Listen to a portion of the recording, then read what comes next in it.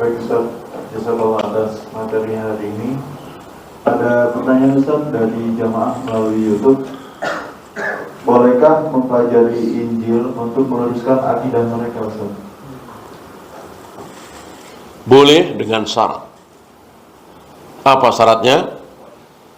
Al-Quran sudah hafal, ribuan hadis sudah hafal, minimal faham. Artinya para ulama seperti Ahmad Deedat, seperti Al-Ghazali, seperti Ibnu Qayyim, seperti Syekhul Islam, mereka sudah hafal Al-Quran.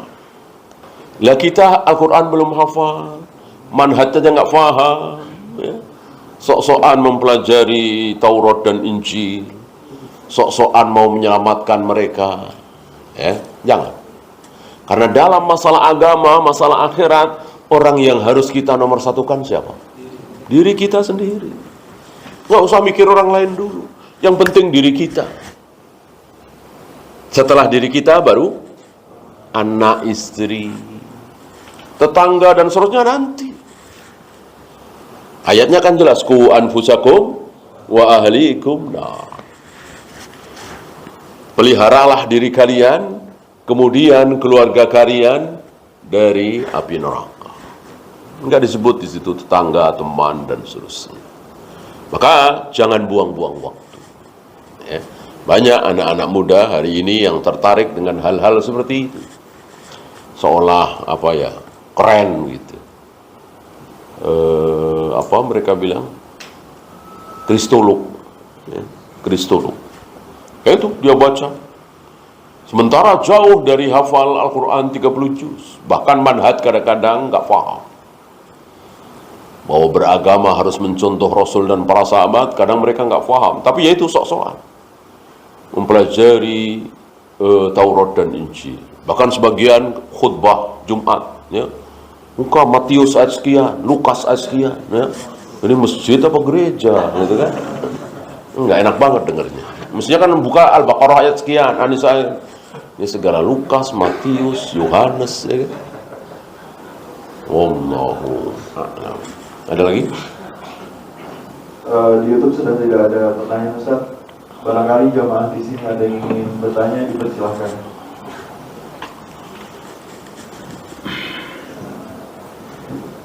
Assalamualaikum warahmatullahi wabarakatuh. Assalamualaikum warahmatullahi wabarakatuh.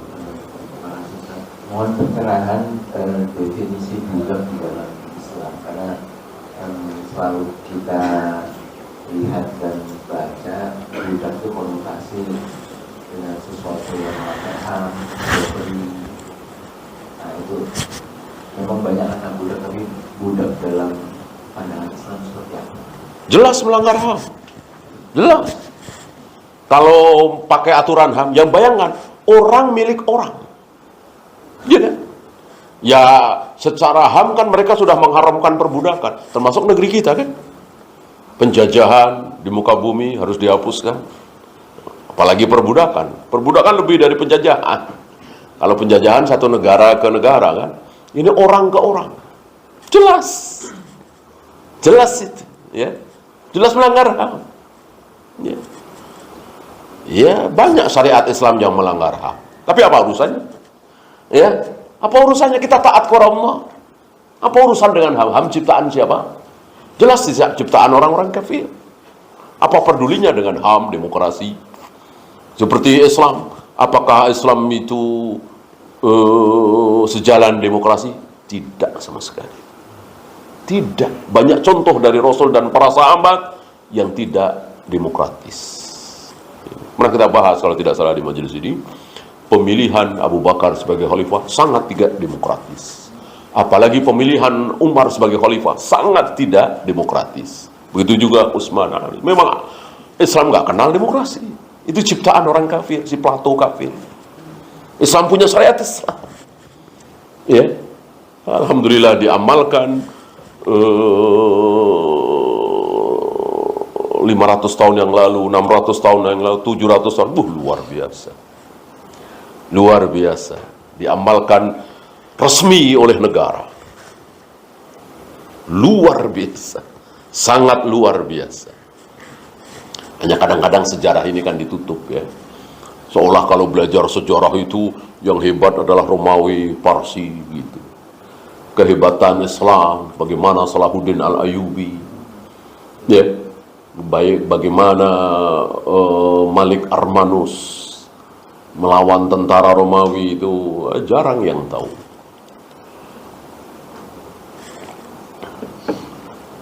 Budak itu orang dan dimiliki oleh orang. Dan dia jual beli saja tidak bisa, dia nggak punya apa-apa, orang dirinya milik orang lain. Gitu.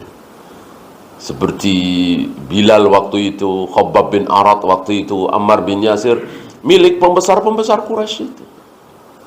Maka ketika masuk Islam, ya otomatis disiksa. Dan begitu seterusnya. Nah, cuman barangkali pertanyaan antum, kok bisa ada manusia jadi budak? Tentu kan kalau ditawarin nggak mau.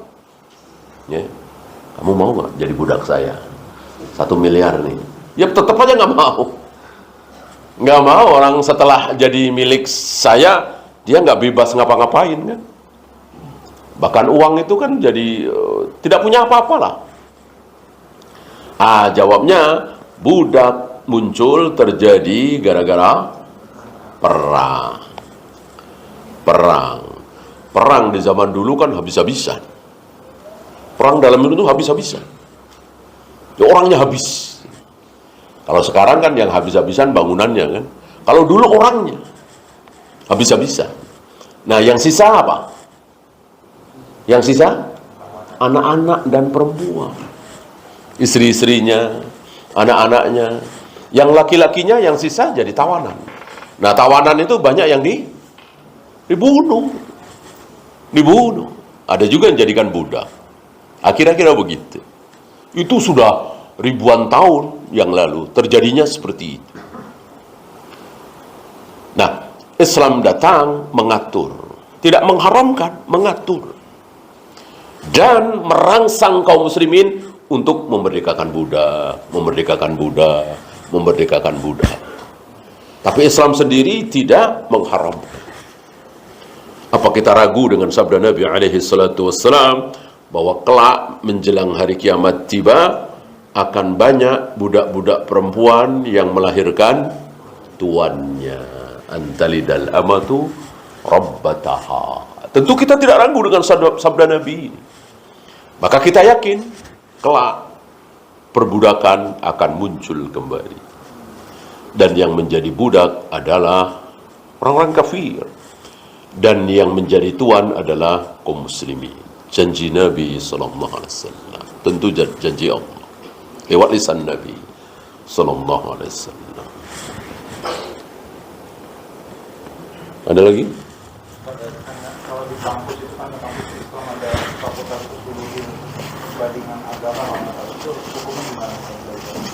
Ya, tadi seperti yang saya katakan, kalau memang Al-Quran sudah hafal, manhaj, akidah, tauhid, silahkan. Tapi mahasiswa-mahasiswa ini kan belum tahu apa-apa ya. Itu sangat tidak baik. Dan perbandingan agama yang saya dengar, itu seolah agama-agama itu punya level yang sama. Jadi Islam sejajar dengan Yahudi, sejajar dengan Nasrani, sejajar dengan Buddha, Hindu. Dari awal tentu kita sudah tolak kalimat seperti itu. Kita disuruh mensejajarkan diri dengan Buddha, Hindu, Konghucu. Berarti kan mundur jauh ke belakang kan. Nggak mau kita mundur. Pelajarin semua, sampailah diharapkan sampai kepada kesimpulan bahwa Islamlah yang paling tinggi. Nggak bisa. Ya orang sudah tahu kecuali belum tahu. Kan kita udah tahu, ya kan? Tahu dan yakin. Antum yakin betul dikasih tahu oleh orang-orang dan antum juga yakin bahwa ini ada mobil A, B, C, D yang paling hebat itu A. Ngapain diajak belajar lagi? Mundur lagi ya.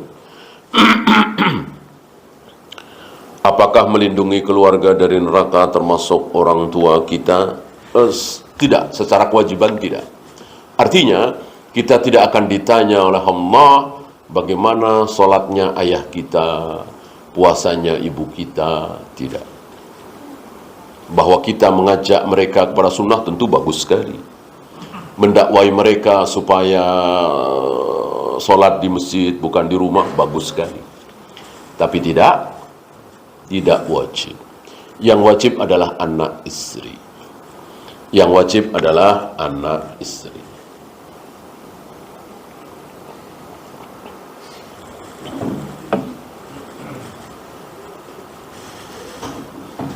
Silakan. Ini pertanyaan lagi, Ustaz. Salah satu dutusnya Rasulullah adalah menghapus syariat sendiri. Tadi dikatakan Ustaz, bagaimana hubungannya dengan yang dulu puasa Daud? Ya, bagus nih pertanyaannya. Menghapus syariat yang dulu kecuali yang ditakrir oleh Nabi. Gitu. Sekarang pertanyaannya begini. Ketika kita puasa Daud, kita mengikuti Nabi Daud apa Rasulullah? Tentu Rasulullah, yang bilang kan Rasulullah. Kita kan gak merujuk langsung ke kitab Zabur, kitabnya Nabi Daud. Jadi tetap yang kita rujuk adalah Nabi SAW. Jadi kita mengikuti syariat Nabi Muhammad SAW. Ya karena pada hakikatnya secara garis besar, sholat, puasa, wudhu dan seterusnya para Nabi, para Rasul sama. Apalagi akidahnya, tauhidnya sama persis. Apalagi tentang khobar, nggak ada yang beda. Bahwa kiamat akan terjadi hari Jumat, bahwa ada peniup sangkakala Israfil, bahwa ada surga neraka, di dalam neraka ada tinatul khabal, ada buah zakum. Seluruh para Nabi, para Rasul dalam hal khobar sama. Nggak mungkin Nabi Idris misalnya mengatakan kiamat hari Kamis. Nggak mungkin. Pasti semuanya hari Jumat. Sama. Ya, 124.000 Nabi.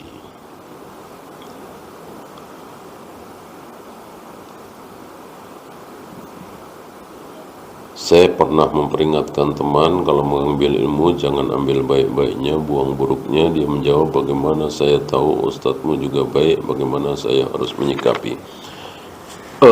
Jangan berdakwah kecuali kepada orang yang sikoh dengan kita. Kan kita tidak bisa memaksakan diri ya, orang sikoh dengan kita. Nah ketika dia sikoh dengan kita, kasih tahu, sampaikan. Kalau enggak, ya sudah. Buang-buang waktu. Nabi aja diem ketika tidak disikoi oleh seorang ibu-ibu.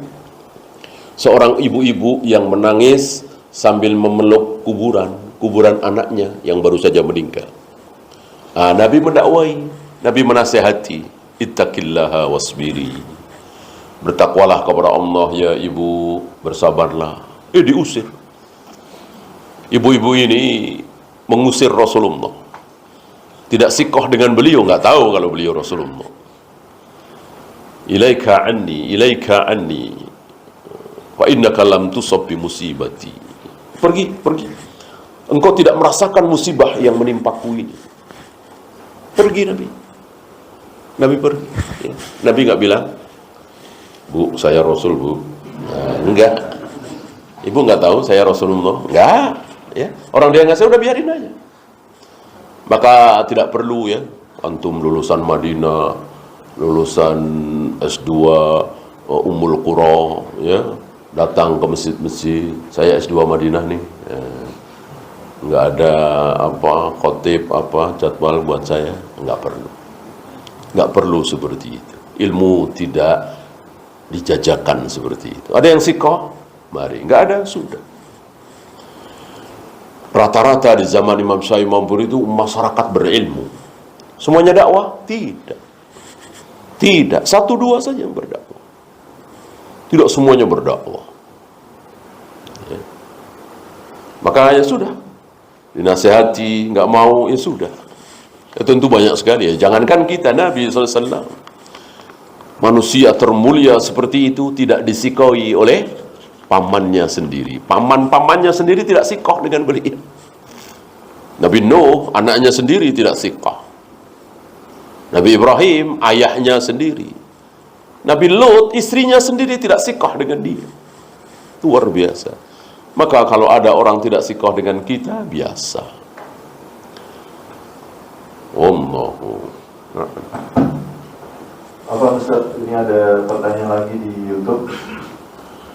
Apabila ada seseorang yang suka berbicara di dalam pengajian yang padahal di dalamnya dibacakan Al-Quran dan hadis, apakah ini termasuk dari ciri golongan orang yang munafik, Ustaz? Mohon penjelasannya. Bisa ya, karena memang wajib diam mendengarkan, apalagi ketika Al-Quran sedang dibacakan. Wa idza quri'al Qur'an fastami'u lahu wa ansitu. Apabila Al-Quran sedang dibaca, diam, dengarkan, berarti wajib. Maka ya seperti di sini ya, antum datangkan siap mendengarkan, bukan siap ngomong. Maka kalau saya menyampaikan ayat Al-Quran, wajib diam, gitu ya. Kecuali antum datang mau sholat Jumat, menjelang sholat Jumat, tiba-tiba ada yang baca Al-Quran kencang atau bahkan di speaker. Nah, ini sebuah kesalahan, maka tidak wajib mendengarkan. Karena sesuatu yang salah hukumnya hilang, kan begitu. Misalnya di speaker masjid dibacakan, distelkan murotal ayat Al-Quran, maka rumah-rumah orang-orang yang dengar harus diam? Tidak, ini sebuah kesalahan. Maka tidak boleh membacakan Al-Quran di hadapan orang-orang yang tidak siap mendengar.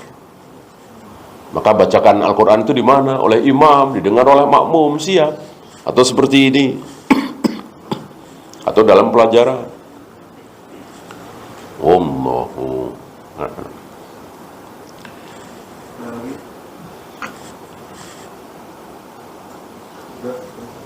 Kalau tidak ada, kita akhiri. Subhanakallahumma bihamdika asyhadu an la ilaha illa anta astaghfiruka wa atubu ilaik. Assalamualaikum warahmatullahi wabarakatuh.